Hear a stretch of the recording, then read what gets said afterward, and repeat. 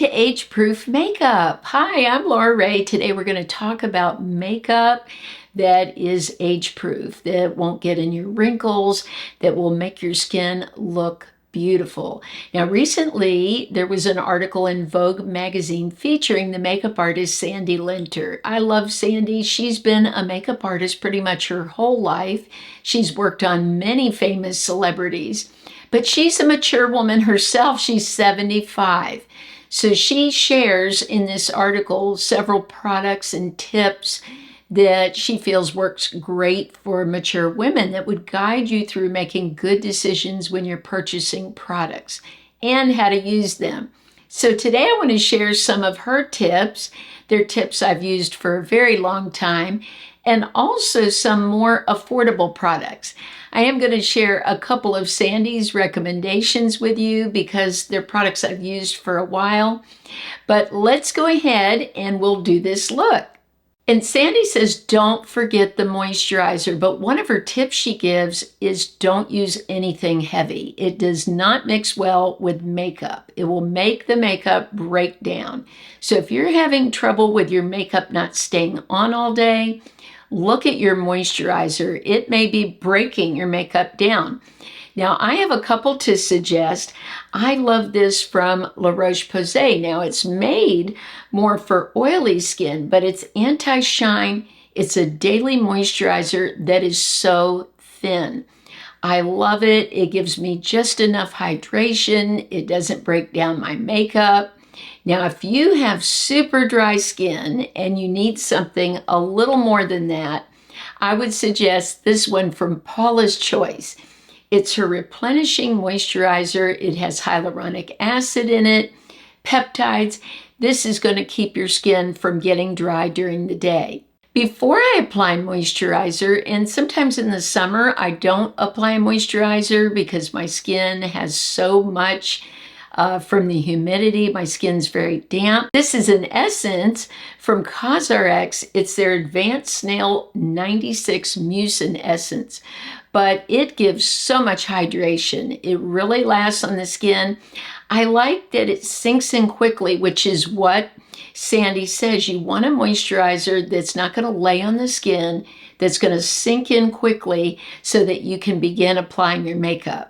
Sandy's second tip is after your moisturizer sinks into the skin, go in with a primer, a quick absorbing primer. Now today I'm using two things on my skin because I wanted to show you a couple of options. I went in with this one from Keys Soul Care. This is a serum, but you could use it as a primer. I love the shimmer that it gives. Now, it's not a sticky primer. It feels like a moisturizer and quickly sinks into the skin like what Sandy's saying. Now, Sandy suggests this one from Dermablend that I've had for quite a while. I think it's an excellent primer. It's a 3-in-1, they call it. It's a gripping primer. It's got a real grip to it. Very, very sticky. I have to press it into the skin. I like to take where I have wrinkles and sort of stretch the skin and then press the product in. Now, also, it is a moisturizer, and they say it's a tightening mask. It really does tighten the skin. So if you're looking to fill in some fine lines, wrinkles, to make the skin look better before you apply makeup, I agree with Sandy that this is an excellent primer. I love Sandy's third tip. Don't try to hide wrinkles.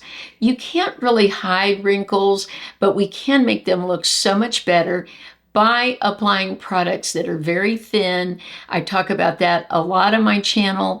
And one foundation that I love that is super thin is the L'Oreal True Match. I'm in the shade N4. And she says use foundation for evening out skin tone. And that's what I use it for because I do have discoloration in my skin like anyone. I've been a Floridian all my life. So I do have some different colors to my skin. You want to make sure that whatever foundation you use on your mature skin is not going to dry it out. Sandy's fourth tip is to use a lightweight concealer. I agree. I really try to use the thinnest concealer I can get away with. Now, one she recommended in the article is the Touche Éclat. This is from YSL. I bought this a few months ago so I could compare it to some drugstore products. I do love this because it blends out so beautifully. I like to take this brush, my Angie Hot and Flashy 506, and just go into the inner corner. Now, Sandy says to use concealer only in the inner corner of the eye and in the middle, not to place product in the outer eye, which I've been doing. So I tried it her way, and I see what she's saying, because in this tip, she talks about how if you put too much product here, when you smile, when you lift the eye, it's going to collect here. So she says that mature women shouldn't put concealer on the outer corner of the eye, put it right here in the inner corner, which she talks about is the darkest area where most of us have shadows, darkness, and then right about here in the middle. Now, you are going to bring concealer, of course, so it will blend to the outer portion of the eye, but she advises against placing product there. For a drugstore version of the Touche Éclat, I am using the Dream Lumi. This is an older product from Maybelline. It's sort of hard to find anymore except on Amazon, but I think this is a great, affordable version of the YSL. Sandy's sixth tip is to make sure that when you buy foundation, buy something a little bit deeper than you would normally buy. She says that a lot of women try to match their exact skin tone, and it actually makes them look a little washed out. So she believes in going a little bit deeper with the foundation. Her one tip she mentions, though, to caution you when you do that, is to make sure to blend well around the jawline. You don't want to have a line where you can see such a difference between the face and the neck. I like to put a little foundation or some that's left over in my brush. This is the BK Beauty 101 brush, and I just bring it down the neck so that everything blends well. Sandy's seventh tip is to use bronzer. She said she uses bronzer on everyone. I use bronzer pretty much every day now. I think it just makes my over 50 skin look so much healthier. I love this one from L'Oreal because it doesn't have any scent to it. Also, it's matte. It doesn't have any kind of shimmer to it. When I apply the bronzer, I go all around the face, the cheekbones, the jawline, down the neck, and this really does give such a healthy glow to the skin. Sandy's eighth tip is to apply your blush higher. She said as we age, of course, our skin sort of droops some, and if you apply it to the apples of your cheeks like you did when you were younger, you'll have blush way too low. I've always applied my blush very high. Even in high school, I loved applying it up here, and that's where I apply it. Now, she loves cream for mature skin. I'm using one that is, I believe, Tower 28's best-selling cream blush. And this is the shade Dream Hour. It's so beautiful. It blends so easily. You can also use this on your lips, which is great. So she suggests going in with a cream and then going over with a little powder. I'm using this one from the Age Perfect line today. I love this line of powder because it's so thin. It really doesn't show up harsh on the skin like where you see a powdery look. Putting powder on top of your cream will make your blush last for hours. Tip 9 is to curl your lashes right at the root. Now, I forgot to curl them in the video, and you know why? Because the mascara I use curls them for me. It's so great. The Maybelline Sky High, when I apply the primer and the mascara, I don't even feel like I need to curl them. But when I curl them, I'll show you my curler, the Rougher. I go right into the base and just press. And Sandy feels that when you curl your lashes, it just gives such a wide-eyed appearance. Now, normally I wouldn't curl on mascara that's already on, but I wanted to demonstrate for you this curler. She says use a thinner formula So I like the Maybelline one, the Sky High. I think that's part of why I like it so much. It is thinner. My lashes don't clump together and give me spider lashes. So think about the formula you're using. Look in your own collection and see which mascaras are thinner. This might be helpful in the future when you purchase another mascara to look for something that doesn't say thickening. So I would sort of stay away from volumizing if you don't have a lot of lashes and go more for something like the Sky High that's more about lengthening than making a lot thicker. Tip number 11 is going to be the most controversial. I know many of you will disagree with Sandy, but she believes you can use black eyeliner. She likes the contrast that it gives with the color of your eyes. Anytime I've worn black eyeliner on camera, I've gotten a lot of criticism that it's too harsh, my eyes look smaller. So this is very controversial. She feels that brown eyeliner actually makes women look more tired. So I would suggest really blending the eyeliner. I think that's such an important point. I am crazy about these glimmer sticks. I wanted to order these again. They're from Avon. They've been out forever. And I saw them on Amazon and I said, you know what? I used to buy those in the 90s all the time from Avon. I actually brought the shade Blackest Black. I've been using one that they have. I love this in Majestic Plum. It's just so pretty on the eyes. What I did to make this work today and follow Sandy's tip was I took my Angie Hot and Flashy brush. This is a flat brush, and I used the tip to really blend it in. I think what most women don't like with black eyeliner is just a stark, hard line. But if you blend it and really smoke it out, make it look soft, I think Sandy's right. It can really make the eyes pop. Sandy's 12th tip is when you're applying shadows to your eyes, start at the outer corner and work your way in. She says that the lightest shade should be in the inner corner of the eye. It will make a more wide-eyed look.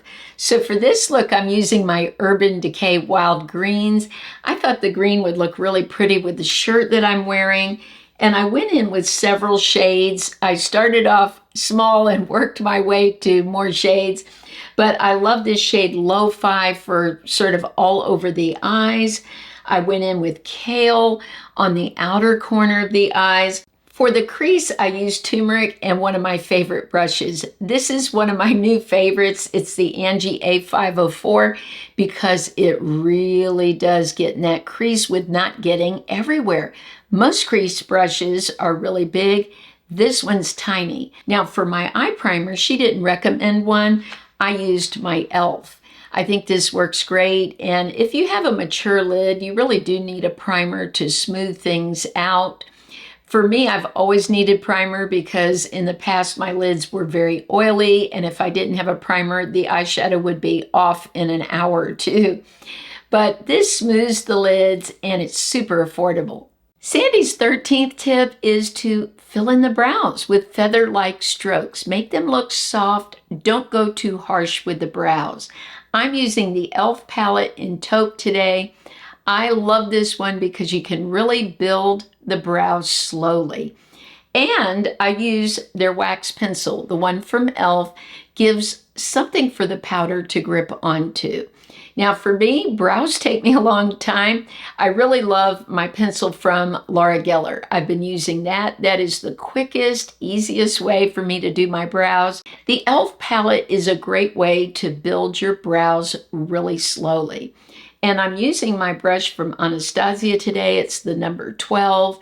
And this is perfect for creating those little brow hairs. This can give you a very soft brow. Sandy uses a growth serum from Revita Brow to grow her brows. She says most women our age, over 50, have lost some hair in their brow. I never had thick brows, even as a teen, so I'm using the Vegamore. I got off of it probably the past month just due to having a lot going on. I got out of some of my routines, but I'm back on the train because I noticed a big difference.